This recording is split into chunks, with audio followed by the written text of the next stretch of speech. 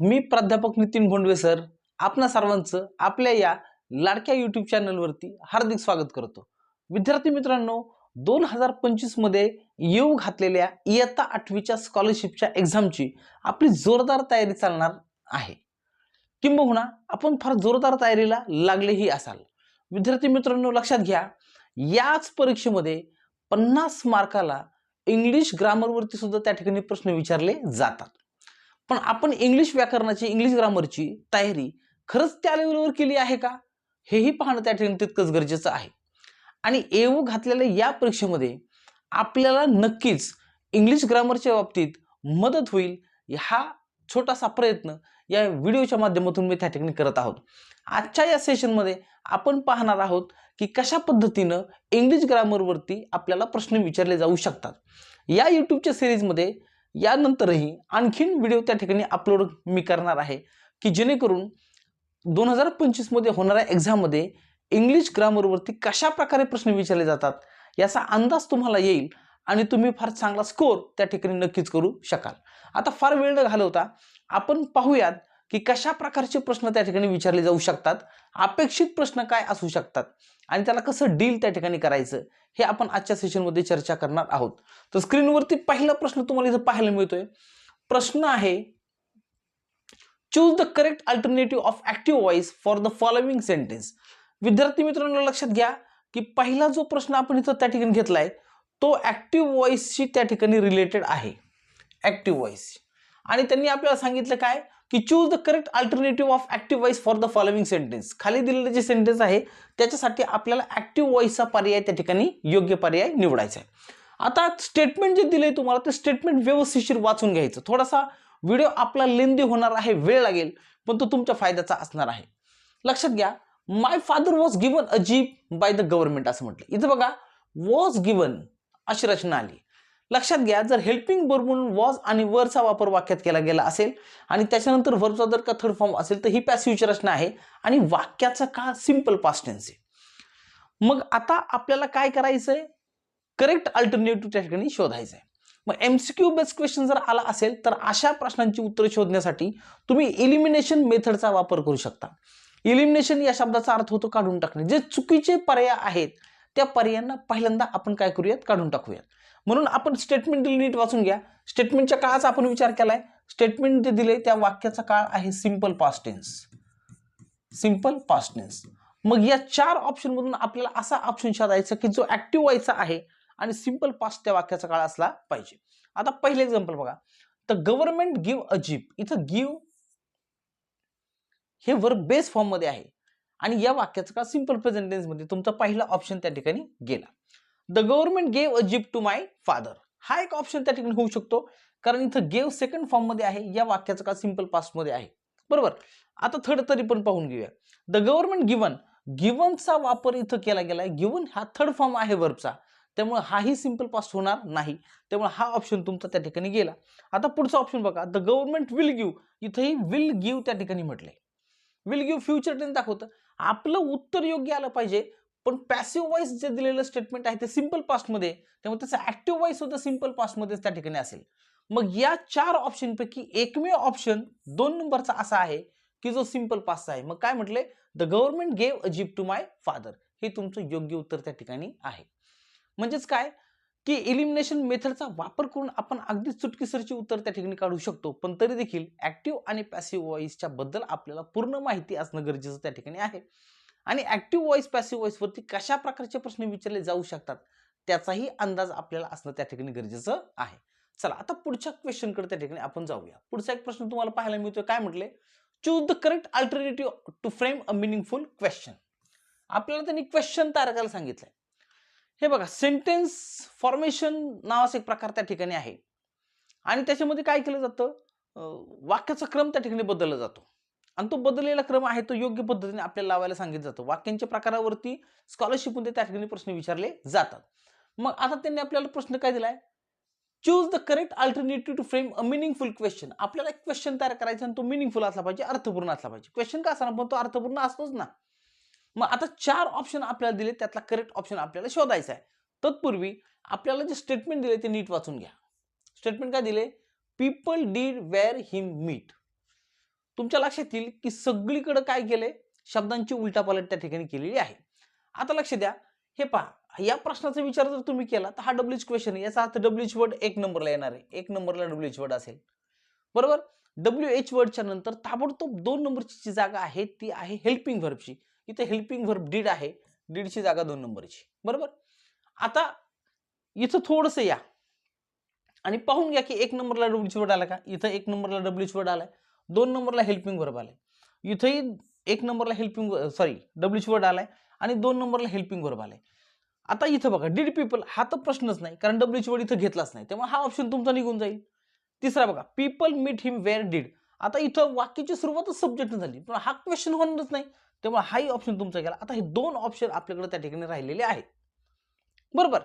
मग आता आपल्याला काय करायचं, या 2 पैकी योग्य पर्याय त्या ठिकाणी निवडायचा आहे, योग्य पर्याय त्या ठिकाणी निवडायचा आहे, बरोबर. हा आणि हा, ए आणि B. Where did people meet him हा एक प्रश्न आहे आणि where did him people meet हा एक प्रश्न आहे, बरोबर. आता यापैकी योग्य पर्याय कोणता, लक्षात घ्या.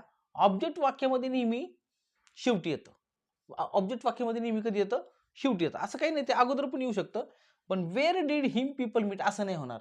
वेअर डीडच्या नंतर हेल्पिंग व्हर्बच्या नंतर तिसऱ्या क्रमांकाची जागा आहे ती सब्जेक्टची असते. सब्जेक्ट कोण आहे तुमचा, पीपल. म्हणजे तिसऱ्या क्रमांकाला तुमचा सब्जेक्ट यायला पाहिजे. पहिल्या क्रमांकाला इथं कोण आले, डब्ल्यूएच वर्ड, दुसऱ्या क्रमांकाला कोण आले, हेल्पिंग व्हर्ब, आणि तिसऱ्या क्रमांकाला कोण आले, सब्जेक्ट आलाय. याचा अर्थ ही जी रचना आहे ती योग्य आहे. मग option number 1, option number A हे तुमचं करेक्ट उत्तर त्या ठिकाणी इथं आहे.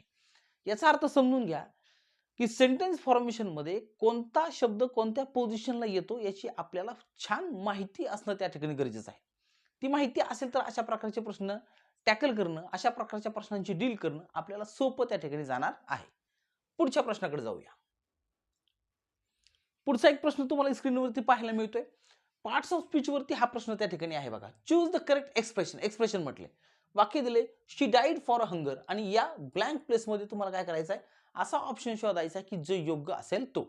आता इथं तुम्हाला काही इंटरजेक्शन दिलेले आहेत, इंटरजेक्शन दिलेले आहेत. पहिला आहे हे, दुसरा आहे ब्रावो, तिसरा आहे ओ, आणि चौथा आहे अलास. आता हे जे एक्सप्रेशन्स आहेत हे नेमके काय अर्थ व्यक्त करतात हे आपल्याला कळलं पाहिजे. त्याकरता आधी वाक्य वाचा, शी डाईड ऑफ हंगर, ती भुकेनं मेली. याचा अर्थ ही दुःखद घटना आहे. कोणती घटना आहे, दुःखद. दुःखद घटना असेल तर आपण अशा प्रकारचा एक्सप्रेशन वाटतो की ज्याच्यातून दुःख व्यक्त होतं. हे याच्यामधून दुःख व्यक्त होत नाही, त्यामुळे हा ऑप्शन तुमचा होणार नाही. ब्रावो याचा अर्थ होतो शाबास, भले, वा, कौतुक केलेलं असतं, मग हाही ऑप्शन होणार नाही. ओ यानं पश्चाताप व्यक्त होतो, त्यामुळे हाही ऑप्शन होणार नाही. मग चौथा ऑप्शन अलास जो आहे तो मात्र काय करतोय, दुःखाची भावना व्यक्त करतोय. त्यामुळे या प्रश्नाचं तुमचं उत्तर आहे ऑप्शन नंबर 4, अलास. अशा पद्धतीने आपल्याला प्रश्न त्या ठिकाणी स्कॉलरशिपच्या एक्झाम मध्ये विचारले जाऊ शकतात, आणि ते विचारले गेले तर अशा प्रकारच्या प्रश्नांना डील करण्यासाठी त्या प्रत्येक पार्ट वरती तुमचा छान अभ्यास होणं गरजेचं त्या ठिकाणी आहे. आता पुढच्या प्रश्नाकडे जाऊया. पुढचा प्रश्न स्क्रीनवर तुम्हाला पाहायला मिळतोय. प्रश्न आहे, the rescue operation dash dash out by a team of skilled fire fighters and paramedics. Choose the correct alternative to fill in the blank. आता पोरांनो आपल्याला काय करायचंय, या 4 ऑप्शन पैकी एक करेक्ट ऑप्शन आपल्याला त्या ठिकाणी शोधायचं आहे. तत्पूर्वी आपल्याला स्टेटमेंट छान पैकी वाचून ते समजून घ्यावं लागेल. स्टेटमेंट आहे, the rescue operation dash dash out by a team of skilled fire fighters and paramedics. या वाक्याचा जर तुम्ही विचार केला तर हे पॅसिव्हचं कन्स्ट्रक्शन आहे. आता कसं पॅसिव्हचं कन्स्ट्रक्शन आहे समजून घ्या, की रेस्क्यू ऑपरेशन काय केलंय, कॅरी आउट केलंय. प्रत्येक शब्दामध्ये इथे कॅरी आलाय, ऑप्शन मध्ये कॅरी कॅरी कॅरी हा शब्द आलाय, म्हणजे रेस्क्यू ऑपरेशन कॅरी केले. कोणी कॅरी केले, टीमने कॅरी केले, जी की स्किल्ड आहे, बरोबर. म्हणजे कॅरी करणारी कोण आहे, ती स्किल्ड टीम आहे. याचा अर्थ सब्जेक्ट तुमचा वाक्याच्या शेवटी घेतला बायनं जोडून, बायनं जोडून सब्जेक्ट घेतला की समजून घ्या की ते पॅसिव्हचं कन्स्ट्रक्शन आहे. मग आता पॅसिव्हचं कन्स्ट्रक्शन जर असेल तर एक गोष्ट मात्र नक्की की पॅसिव्ह व्हॉइस मध्ये व्हर्बचा थर्ड फॉर्म वापरला जातो. मग पहिल्यांदा असे ऑप्शन आपण काढून घेऊ की ज्याच्यामध्ये थर्ड फॉर्मचा वापर केलेला नाही. ठीक आहे, पहिला ऑप्शन इज कॅरिंग म्हटले, हा होणार नाही कारण वर्ब थर्ड फॉर्म मध्ये नाही, त्यामुळे हा ऑप्शन तुमचा केला. हॅड कॅरीड म्हटले, हा ऑप्शन होईल का पाहून घेऊया. आता लक्षात घ्या, ज्यावेळेस पॅसिव्हचं कन्स्ट्रक्शन असेल आणि वाक्यामध्ये हॅव, हॅज किंवा हॅड अशा प्रकारचे हेल्पिंग व्हर्ब्स असतील तर व्हर्बचा थर्ड फॉर्म करण्याच्या पूर्वी बीनचा वापर त्याच्यामध्ये केला जातो. इथे हॅडच्या नंतर बीन आलेलं नाही, आलं लक्षात. आणि म्हणून मग हा ऑप्शनही होणार नाही, कारण ही ऍक्टिव्हची रचना झाली. हे पॅसिव्ह व्हायचं वाक्य ही ऍक्टिव्हची रचना आहे, त्यामुळे हाही ऑप्शन तुमचा गेला. आता हॅव बीन कॅरीड म्हटले, इथं हॅवच्या नंतर बीन वापरलाय आणि मग व्हर्बचा थर्ड फॉर्म केलाय. इथं उत्तर हे असू शकतं का, अशी शंका मनात त्या ठिकाणी आहे. पण ती शंका कशी दुरुस्त करायची ते पाहून घ्या. हॅवचा वापर तेव्हाच केला जातो जेव्हा तुमचा सब्जेक्ट जो आहे तो सब्जेक्ट कसा असतो, प्लुरल असतो. कसा असतो, प्लुरल. इथं जर तुम्ही पाहिलं द रेस्क्यू ऑपरेशन हा तुमचा जो सब्जेक्ट आहे याला पॅसिव्ह सब्जेक्ट म्हणतो आपण, कारण पॅसिव्ह वॉइस मध्ये ज्या वाक्यानं ऑब्जेक्टची सुरुवात करतो आपण, तो ऑब्जेक्ट न राहता त्या वाक्याचा पॅसिव्ह सब्जेक्ट होतो. मग हा पॅसिव्ह सब्जेक्ट तुमचा प्लुरल आहे का, तर नाही, तो सिंग्युलर आहे. जर तुमचा सब्जेक्ट थर्ड पर्सन सिंग्युलर असेल तर तुम्हाला हॅवचा वापर करता येणार नाही, तुम्हाला हॅज वापरावा लागेल. याचा अर्थ हाही ऑप्शन तुमचा त्या ठिकाणी गेला. मग सगळे चुकीचे ऑप्शन इलिमिनेशन मेथडनुसार बाजूला काढल्यावरती एक गोष्ट लक्षात घ्या, चौथा ऑप्शन शिल्लक राहतोय वॉच कॅरीड, हा तुमचा करेक्ट ऑप्शन त्या ठिकाणी आहे. Option number 4 D is your correct answer. Elimination मेथडचा वापर करून अशा पद्धतीने तुम्ही उत्तरापर्यंत पोहोचू शकता. पण इलिमिनेशनचा वापर करताना तुम्हाला अशा प्रकारच्या पॅसिव्ह कन्स्ट्रक्शनची आणि ऍक्टिव्ह कन्स्ट्रक्शनची चांगली ओळख असणं त्या ठिकाणी गरजेचं आहे. ते असेल तरच तुम्ही अशा प्रकारच्या प्रश्नांना सहज डील करू शकता आणि योग्य उत्तरापर्यंत तुम्ही पोहोचू शकता. हा, आता या लेवलवर तुमचा अभ्यास झालाय का हे थोडंसं जरा तुम्ही चेक करा, नाहीतर माझ्या युट्यूबच्या सिरीजच्या माध्यमातून मी तुम्हाला मदत करणारच आहे. चलो, पुढचा प्रश्न आपण पाहूया. स्क्रीनवरती पुढचा प्रश्न तुम्हाला पाहायला मिळतोय. काय म्हटलंय, he dash dash working late last night because when I passed by his room the lights were still on. Choose the correct alternative to fill in the blank म्हटले. प्रश्न फार सुंदर आहे बघा पोरांनो. अशा प्रकारचे प्रश्न टेन्सेस वरती त्या ठिकाणी येतात. टेन्सच्या टॉपिक वरती अशा प्रकारचे प्रश्न येतात. आता स्कॉलरशिपची एक्झाम म्हणजे काय अकॅडमिक एक्झाम नाहीये. स्कॉलरशिप एक्झाम म्हणजे ही एक स्पर्धा परीक्षेची एक्झाम आहे आणि विद्यार्थी आपल्या आयुष्यामध्ये अशा प्रकारच्या एक्झाम देत असतात. 5वीची स्कॉलरशिपची एक्झाम देतात आणि 8वीच्या स्कॉलरशिपची एक्झाम देतात. आणि स्कॉलरशिपची एक्झाम ही स्पर्धा परीक्षेसारखीच एक्झाम आहे. त्यामुळे या पातळीवरती विचारले जाणाऱ्या प्रश्नांना थोडासा कॉम्पिटिटिव्हचा अँगल त्या ठिकाणी असतो. मग त्याच अँगलने आपल्याला प्रत्येक प्रश्नाचा विचार त्या ठिकाणी करावा लागेल. बरं, अशा प्रकारचे प्रश्न विचारले जातील का नाही जाणार याच्याबद्दल आपण खात्रीशीर सांगू शकत नाही. बेटर वे अशा प्रकारच्या प्रश्नांना सामोरं जाणं हेच सर्वोत्तम पर्याय त्या ठिकाणी आहे. ठीक आहे, आता आपण पाहूया एलिमिनेशनचा मेथडचा वापर करूया. पण त्याच्यापूर्वी आपण काय करू, स्टेटमेंटला पुन्हा एकदा नीट वाचून घेऊया. स्टेटमेंट काय, he dash dash working late last night because when I passed by his room the lights were still on. जो कोणी बोलणार आहे तो म्हणतो की लास्ट नाईट, रात्री तो काम करत असणार आहे, कारण जेव्हा मी त्याच्या रूम पासून चाललो होतो तेव्हा लाईट्स त्याच्या रूमच्या चालू होत्या. रूम पासून चाललो होतो तेव्हा लाईट चालू होत्या असं म्हटले. आता ऑप्शन कडे जाऊया आपण. एक तर लक्षात आलंय की इथं पास्ट असं वापरले, वर्बचं सेकंड फॉर्म आहे. याचा अर्थ जो काही बोललं गेलंय ते पास्ट टेन्स मध्ये आहे. चला, तो सिंपल आहे का काय ते आपण नंतर बघू, पण पास्ट टेन्स मध्ये. याचा अर्थ ही पण ऍक्शन तुमची कशामध्ये जाईल, पास्ट मध्ये जाईल. मस्ट हॅव म्हटले. आता लक्षात घ्या, मस्ट हॅवच्या नंतर व्हर्बचा थर्ड फॉर्म आला पाहिजे. इथं व्हर्ब तुमचं वर्किंग आहे आयएनजी फॉर्म मध्ये, त्यामुळे तुमचा हा ऑप्शन गेला. मे बीन, हा, आता बीनच्या नंतर व्हर्बचा आयएनजी फॉर्म येऊ शकतो बरं का, पण मे च्या नंतर हॅव यायला पाहिजे तर मग बीनचा वापर करणं शक्य आहे. त्यामुळे हाही ऑप्शन तुमचा त्या ठिकाणी गेला. माईट हॅव बीन हा एक ऑप्शन शिल्लक राहिला आणि कॅन हॅव हा एक ऑप्शन राहिला. आता बघा, इथं कॅन हॅवच्या नंतर मात्र व्हर्बचा थर्ड फॉर्म आपण वापरू शकतो, बरोबर, थर्ड फॉर्म वापरू शकतो. पण इथं मात्र कोणता फॉर्म आलाय, आयएनजी फॉर्म आलाय, त्यामुळे हाही ऑप्शन तुमचा गेला. शेवटी एक ऑप्शन शिल्लक राहिला, माईट हॅव बीन. हे तुमचं योग्य उत्तर त्या ठिकाणी आहे. मग उत्तर काय होईल, he might have been working late last night because when I passed by his room the lights were still on. म्हणजे आपल्याला इतकी छान माहिती पाहिजे टेन्सेसच्या बद्दल, तर अशा प्रकारच्या प्रश्नांना आपण डील करू शकतो.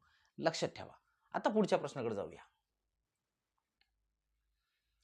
Okay, by the time they arrived at the summit of the mountain they dash dash numerous obstacles. आता आपल्याला सांगितलंय choose the correct alternative to fill in the blank. हाही प्रश्न जो आहे पोरांनो तो टेन्स वरती आधारित आहे. टेन्स वरती आधारित आहे.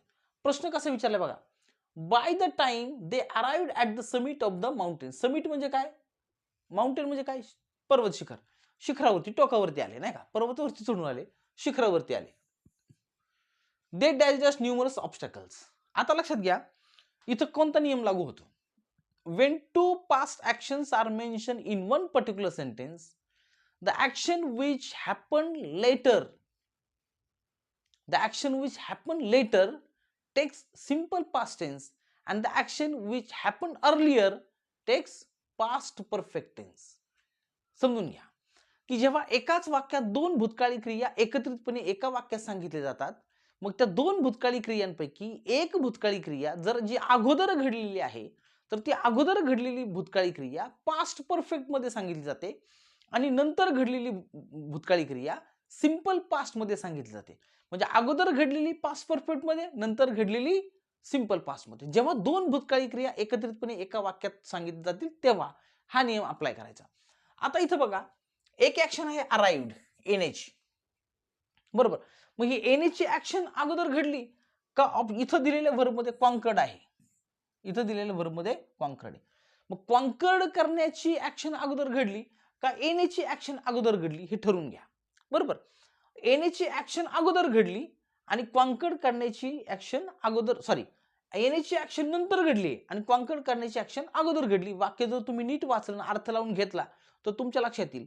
काय म्हटलं त्यांनी, bye the time they arrived at the summit of the mountain, म्हणजे या वेळेपर्यंत ते समिटला पोहोचले होते, शिखरावरती पोहोचले होते. शिखरावर पोहोचले त्याच्या अगोदरच दे डॅश डॅश न्यूमरस ऑब्स्टॅकल्स, बरोबर. याचा अर्थ काय की कॉन्कर करण्याची ऍक्शन अगोदर घडलीये आणि अराइव्ह म्हणजे येण्याची ऍक्शन नंतर घडली. मग जी ऍक्शन नंतर घडली ती सिंपल पास्ट मध्ये, जी अगोदर घडली ती पास्ट परफेक्ट मध्ये.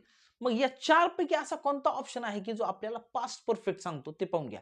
इथं वॉज ऑलरेडी कॉन्कर्ड म्हटले, होणार नाही, कारण हॅड प्लस V3 अशी रचना आपल्याला पाहावी लागेल पास्ट परफेक्ट साठी. मग पहिला ऑप्शन तुमचा गेला. ऑलरेडी कॉन्कर्स म्हटलंय, हे बेस फॉर्म मध्ये वर्ब आहे त्यामुळे हाही ऑप्शन नाही. हॅड ऑलरेडी कॉन्कर्ड म्हटले आणि तिसरा आहे are already conquered, are present tense दाखवतो त्यामुळे हाही ऑप्शन होणार नाही. मग हॅड ऑलरेडी कॉन्कर्ड हा तुमचा करेक्ट ऑप्शन त्या ठिकाणी आहे. हा नियम लक्षात घ्या की जेव्हा दोन भूतकाळी क्रिया एकत्रितपणे एका वाक्यात जोडल्या जातात तेव्हा आधी घडलेली भूतकाळी क्रिया पास्ट परफेक्ट मध्ये आणि नंतर घडलेली भूतकाळी क्रिया सिंपल पास्ट मध्ये. हा नियम लक्षात ठेवला तर अशा प्रकारचे प्रश्न सोडवणं तुम्हाला फारसं अवघड जाणार नाही. म्हणजे टेन्स वरती तुम्हाला फार जोमानं आणि जोरदार काम त्या ठिकाणी करावं लागेल यात शंका नाही. चला आता पुढचा टॉपिक आपण बघूया, पुढचा क्वेश्चन बघूया. I was in the office Wien the incident happen. प्रश्न आहे choose the correct alternative for the underline word.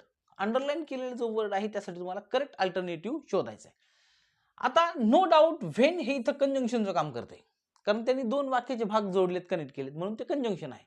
फक्त आपल्याला ऑप्शन शोधायचं की ते सबऑर्डिनेटिंग कंजंक्शन आहे की कोऑर्डिनेटिंग आहे की कोरिलेटिव्ह आहे की कम्युलेटिव्ह आहे, बरोबर. सबऑर्डिनेटिंग कंजंक्शन काय काम करतं, सबऑर्डिनेटिंग कंजंक्शन एका मेन क्लॉजला आणि एका सबऑर्डिनेट क्लॉजला जोडण्याचं काम करतं.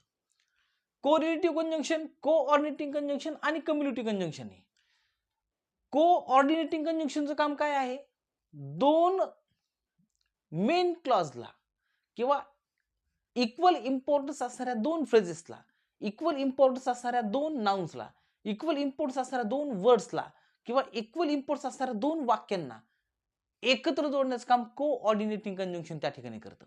मग इथं पहा तुम्ही, I was in the office हा जर वाक्याचा भाग पाहिला तर हा एक मेन क्लॉज आहे. वेन द इन्सिडेंट हॅपन हे एवढं जर वाक्य तुम्ही वाचा तुमच्या लक्षात येईल. वेन द इन्सिडेंट हॅपन याला अर्थपूर्ण नाही, याचा अर्थ हा सबऑर्डिनेट क्लॉज आहे.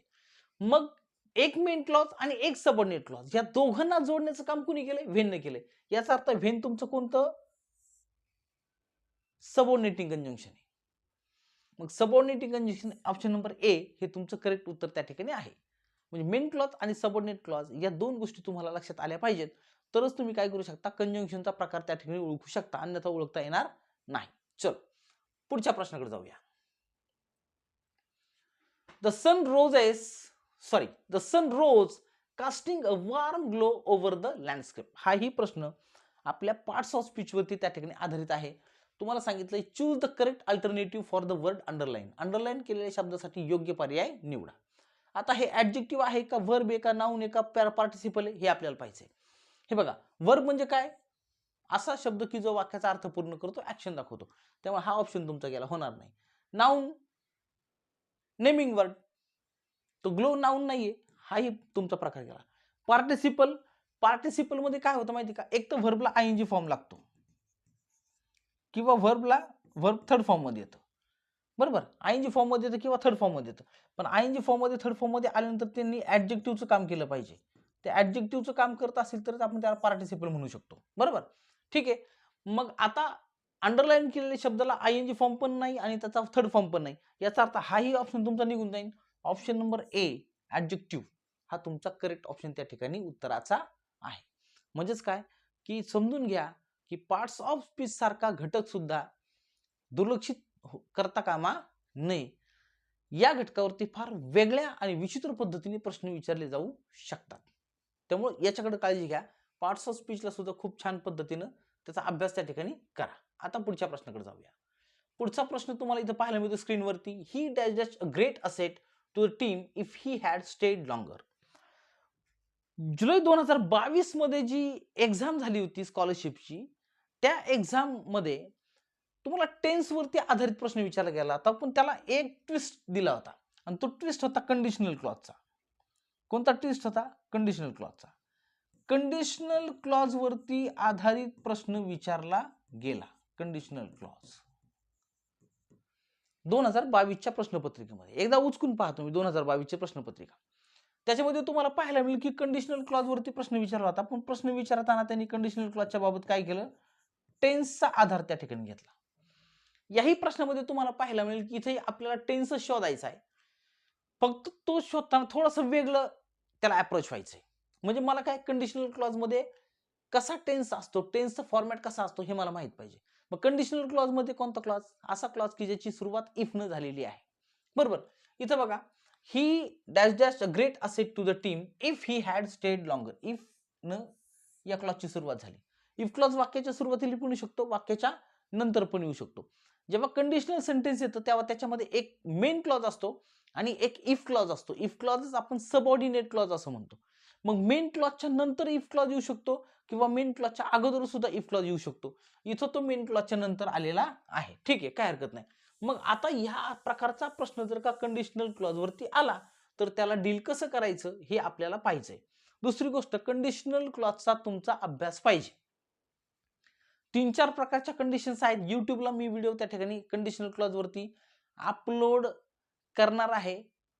मग तो व्हिडिओ अपलोड केला की त्यावेळेस तुम्ही जर का चॅनल माझं सबस्क्राईब केला असेल तर तुम्हाला त्याचं नोटिफिकेशन मिळून त्या ठिकाणी जाईल. आता पहा, 4 ऑप्शन दिले त्यांनी आपल्याला. काय म्हटले बघा, he dash dash great asset to the team if he had stayed longer. If he had stayed longer. मग आता ऑप्शन नंबर 1 इथं विल बी. आता बघा, इथं हॅड स्टेड म्हटलंय ना, पास्ट परफेक्ट टेन्स आहे, त्यामुळे फ्युचर तर होणार नाही, हा ऑप्शन गेला. विल हॅव बीन पुन्हा फ्युचर हा पण ऑप्शन गेला. ठीक आहे, आता राहिलाय वुड हॅव बीन आणि वुड बीइंग. हे 2 ऑप्शन तुमच्याकडे राहिलेत. आता लक्षात घ्या की ज्यावेळेस इफ क्लॉज मध्ये पास्ट परफेक्ट टेन्स असतो त्यावेळेस मेन क्लॉज मधल्या वाक्याचा काळ कसा असतो? Would plus have plus been असा. वुड प्लस हॅव पण बीन. हा, actually would plus have plus V3 अशी रचना असते. Would plus have plus V3 अशी रचना असते. पण या वाक्याचा जर विचार केला तर इथं मेन व्हर्ब नाहीये की ज्याला थर्ड फॉर्म मध्ये कन्वर्ट करता येईल. मग इथं बीन न काय केलंय? मेन व्हर्बचं काम त्या ठिकाणी केलंय. म्हणून ऑप्शन नंबर 3 हे तुमचं करेक्ट उत्तर आहे. लक्षात घ्या, ज्यावेळेस इफ क्लॉज मध्ये हॅड प्लस V3 म्हणजे पास्ट परफेक्ट असा इफ क्लॉज मध्ये वाक्याचा काळ येतो त्यावेळेस इथल्या मेन क्लॉज मध्ये मात्र would plus have plus V3 अशी रचना असते. पण इथं would plus have plus been आलंय. बरोबर ना? का बीन आलंय? कारण इथं वाक्यामध्ये व्हर्ब नाहीये, या मेन क्लॉज मध्ये व्हर्ब नाहीये. He dash dash a great asset to the team या मेन क्लॉज मध्ये व्हर्ब नाही की ज्याला आपण थर्ड फॉर्म मध्ये कन्वर्ट करू शकतो. मग ज्यावेळेस व्हर्ब नसतं आणि त्याला थर्ड फॉर्म मध्ये कन्वर्ट करणं पॉसिबल नाही, अशा वेळेस थर्ड फॉर्मचं काम कोण करतं? बीन करतं. वाक्यातलं कोण करतं? बीन करतं. तुम्ही प्रायमरी ऑक्झिलरी व्हर्ब जर डिस्कस केले असेल तर अभ्यास केला असेल तर तुमच्या लक्षात येईल की बी, बेइंग आणि बीन यांचं काम नेमकं काय ते समजून घ्या. तेव्हा अशा प्रकारचे प्रश्न तुम्हाला योग्य पद्धतीने डील करता येईल. ऑप्शन नंबर 3 हे तुमचं करेक्ट उत्तर त्या ठिकाणी आहे. मी फक्त इथं चर्चा काय करतो की प्रश्न कशा प्रकारचे विचारले जाऊ शकतात. आपण डिटेल टॉपिक वरती चर्चा करत नाही आहोत. तुम्हाला फक्त या व्हिडिओ मधून फक्त मला माझा एवढाच प्रयत्न आहे की कशा प्रकारचे प्रश्न इंग्लिश ग्रामरच्या वरती आधारित असताना आहेत क्वेश्चन पेपरमध्ये स्कॉलरशिपच्या. दुर्दैवानं इंग्रजीसारख्या अतिशय महत्त्वाच्या विषयाकडे सर्रास दुर्लक्ष केलेलं पाहायला मिळतं. 50 मार्काचा तो पेपर आहे. राज्याच्या गुणवत्ता यादीत येण्यासाठी तुम्हाला 50 पैकी 50 मार्क्स मिळण्याची संधी त्या ठिकाणी आहे. पण त्या ताकदीनं तुम्ही त्याचा अभ्यास करताय का? की दुर्लक्षित करताय त्या एवढ्या मोठ्या सब्जेक्टला? आणि जर तुम्ही दुर्लक्ष करत असाल तर तुम्ही अपेक्षा करू नका की राज्य गुणवत्ता यादीत तुम्ही येऊ शकाल. राज्य गुणवत्ता यादीची येण्याची कॅपॅसिटी आहे, पण इंग्लिशकडे दुर्लक्ष केल्यामुळे तुम्ही जिल्ह्याच्या गुणवत्ता यादीत येतात. जिल्ह्याच्या गुणवत्ता यादीत तुम्ही येऊ शकत होता, पण फक्त इंग्लिश सारख्या विषयाकडे दुर्लक्ष केल्यामुळे तुम्ही स्थानिक पातळी, तालुका पातळीच्या कुठेतरी गुणवत्ता यादीत त्या ठिकाणी येता. याकरता तुम्हाला इंग्लिशकडे दुर्लक्ष करून अजिबात चालणार नाही. जर तुम्हाला गुणवत्ता यादीमध्ये जर का झेप घ्यायची असेल आणि चांगलं मेरिट जर का मिळवायचं असेल, तर इंग्रजी सारख्या विषयाकडे दुर्लक्ष करण्यामध्ये काहीही अर्थ त्या ठिकाणी नाही. समजून घ्या. क्वेश्चन आपण बघूया. तर अशा पद्धतीनं आपण काही क्वेश्चन आजच्या युट्यूबच्या सिरीजमध्ये त्या ठिकाणी घेतलेले आहेत. हे जे क्वेश्चन्स आहेत, हे क्वेश्चन्स नक्कीच तुम्हाला येणाऱ्या बोर्ड एक्झाममध्ये मदत करतील. कशा प्रकारचे प्रश्न विचारले जातील याचा अंदाज तुम्हाला येईल आणि असे प्रश्न विचारले गेले तर त्याला डील कसं करायचं हेही तुमच्या लक्षात त्या ठिकाणी येईल. जर हा व्हिडिओ आजचा आपल्याला आवडला असेल तर नक्कीच लाईक करा, शेअर करा, कमेंट करा आणि चॅनलला जर सबस्क्राईब केलं नसेल तर सबस्क्राईब करा. कारण अशाच प्रकारचे आणखीन व्हिडिओ मी जेव्हा अपलोड करेल तेव्हा सर्वात पहिल्यांदा नोटिफिकेशन तुम्हाला मिळणार आहे. धन्यवाद.